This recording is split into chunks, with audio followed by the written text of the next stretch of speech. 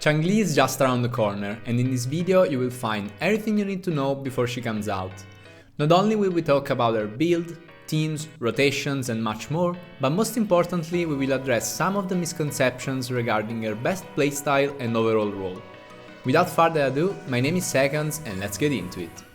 Most people mistakenly talk about Changli as a sub DPS, only because of the similarities between her and Yinlin's outro, while her actual role is that of a burst DPS. We will go over what a burst DPS is and why does it make so much difference in a bit, but first we have to understand how Changli actually works. Keep in mind this video is based on pre-release information, and while most of the info comes from the in-game trial and is pretty much set in stone, things might still change after we will have the chance to test her out extensively, especially regarding her best teams and rotations.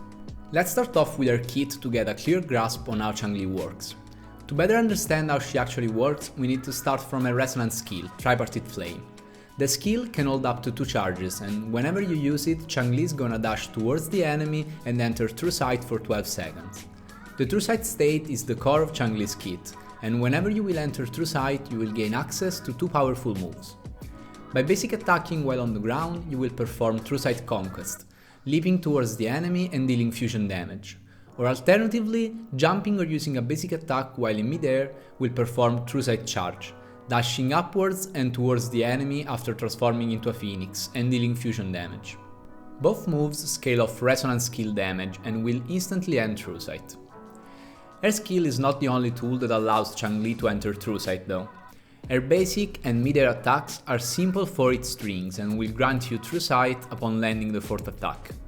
Additionally, using your heavy attack or a simple basic attack after your True Sight charge will make you start your basic string directly from the 3rd attack, allowing for some interesting combos with fast True Sight generation that we will talk about later in the rotation section. Changli's forte revolves around stacking up enflamement up to a maximum of 4 stacks. She gains 1 stack every time a True Sight Conquest or Charge hit a target, and 4 stacks upon casting a Resonance Liberation, granting her access to Flaming Sacrifice, an empowered heavy attack. About the Resonance Liberation, it's simply a fusion damage AoE nuke with a stunning animation, which grants max enflamement stacks and a 25% attack bonus only during her next Flaming Sacrifice if performed within 10 seconds. Her first inherent skill, Secret Strategist, increases Changli's fusion damage by 5% for each enflamement stack after casting either True Sight Conquest or True Sight Charge, and her second inherent skill, Sweeping Force, gives 20% fusion damage bonus and 15% defense ignore to your forte heavy attack and Resonance Liberation. Lastly, her intro skill makes her appear in midair attacking a target and granting her True Sight, and her outro skill gives 20% fusion damage bonus and 25% liberation damage bonus to the next resonator for 10 seconds or until switched out. That was a lot, but don't worry, in the rotation section of the video you will see how all of that translates to actual gameplay. For a skill upgrade priority, first her Forte Circuit and Resonance Liberation, as they are the most important skills, closely followed by Resonance skill and lastly Basic Attack and Intro. Unlock inherent skills as soon as you can, cause they're just free damage, and unlock her nodes whenever you can for free attack percent and crit rate. Very quickly, I'll just leave for you to screen or come back to check a couple of cheat sheets of all the mats needed to max upgrade your Changli to level 70 for Union level 40 players, level 80 for those of you on UL 50 and level 90 for future reference whenever you're going to hit Union level 60. Now that we all know how Changli works, we can finally talk about why she isn't a sub DPS but in reality more of a burst DPS with high synergy for quick swap. Despite the similar outro, Changli is highly different from Yinlin. She doesn't have any of field damage capabilities, and most importantly, her kit is full of self buffs like ton of fusion damage, attack and even defense ignore. On top of that, most of her attacks, such as True Sight variations, Forte heavy attack and Resonance skill, are all swap cancelable, making her more fit for a quick swap dual DPS comp rather than a traditional main DPS with supportive units, where her outro would be wasted and her swap windows would be less optimally used. Or even worse, using her as a simple sub DPS, wasting all of her high on field damage potential. In the team building section of the video, we will dive a bit more into what all of these team options look like and how Changli's role changes inside them. Did you know that recent studies from expert researchers showed that if you're pulling for Changli, you will have massively increased chances to win the 50-50 if you're subscribed to seconds? Hey, I don't make the rules, but I will sacrifice myself and accept all the new subs just to help you guys out. This only joke, and take any responsibility for the invited subs will still lose 50. Science aside, let's get back to the video and talk about Changli's best weapons.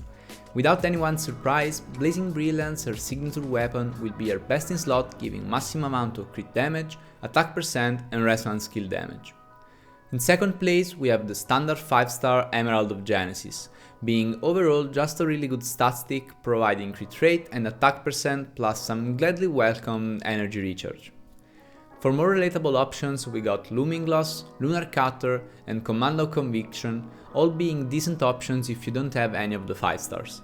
Alternatively, if you're the most unlucky of free-to-plays, you can always opt for the 3-star Sword of Night, waiting for a decent sword to equip your queen. For a Rekka set, you don't really have many options other than the Fusion set, but I suppose if you really wanted to run sub-DPS Changli even after watching this video, you could give her a Moonlit Cloud set. As for her actual echoes, you want to run a 4-3-3-1-1 with the Inferno Rider being your only 4-cost option at the moment, and the overall best active echo you can equip. For main stats, you're looking at crit rate or damage on the 4-cost, fusion damage or attack percent on the 3-cost, and of course attack percent on the 1-cost. Substats priority goes like this: crit rate and crit damage, energy recharge until about 130%, attack percent, and then flat attack or resonance skill damage are both great. If you get Resonance Liberation, do not despair though, as it's still pretty good even if less valuable. It's time to talk about one of the main reasons you guys are actually watching this video: all of Changli's best teams alternative and their rotations. No matter how you decide to play Changli, your healer slot is always going to look the same, with Verena being your best option like in any other team, followed by either Baiji for a weaker but similar alternative, or for an undervalued yet not bad at all option, Janshin, who can provide a bit of everything, although she still doesn't compare to Verena. Changli's best partner outside of the healing slot will be Anchor by far, as she fits very well with Changli's playstyle, being a fusion damage dealer with a lot of swappable moves, allowing Changli to shine, unlocking her true potential in a quick swap team with a fusion DPS who can use most of her outer buff. Her only negative is that sadly Anchor doesn't benefit a lot from the Resonance Liberation buff that Changli provides, but surely in the future we will get an even more fitting alternative. Other viable options would be Yinlin for a less optimal quick swap team where Changli is gonna have a bit more field time, Taoqi as her best 4-star partner because of the auto resonance skill buffs, making Changli a true main DPS, and lastly Chisha, who is actually the best character to make use of Changli's outro buff, being a fusion DPS with a loaded Resonance Liberation, but making Changli more of a classic sub DPS, leaving most of the field time to Chisha. Think of it this way: Changli is the best partner for Chisha, but Chisha isn't the best partner for Changli. In the actual Changli guide I will release after the banner will drop, we will go over more extravagant team comps, if any, after I will be able to test them. To have an in-depth look at the best possible rotations, especially in practical combat and not only on paper, we will have to wait for Changli's actual release, but to give you an idea on how to play her, here is her optimal combo and some guidelines on how to go about Changli's rotations. Changli's ideal combo would be intro into True Sight Charge, then plunge into directly basic 3 and 4 granting you True Sight again, into True Sight Conquest, then skill into True Sight Conquest 2 times in a row cause you have 2 skill cuts, adding up to 4 enflamement stacks, allowing you to perform her Forte Heavy attack, and lastly your Resonance Liberation, which grants you 4 enflamement stacks again to cast another Forte Heavy attack.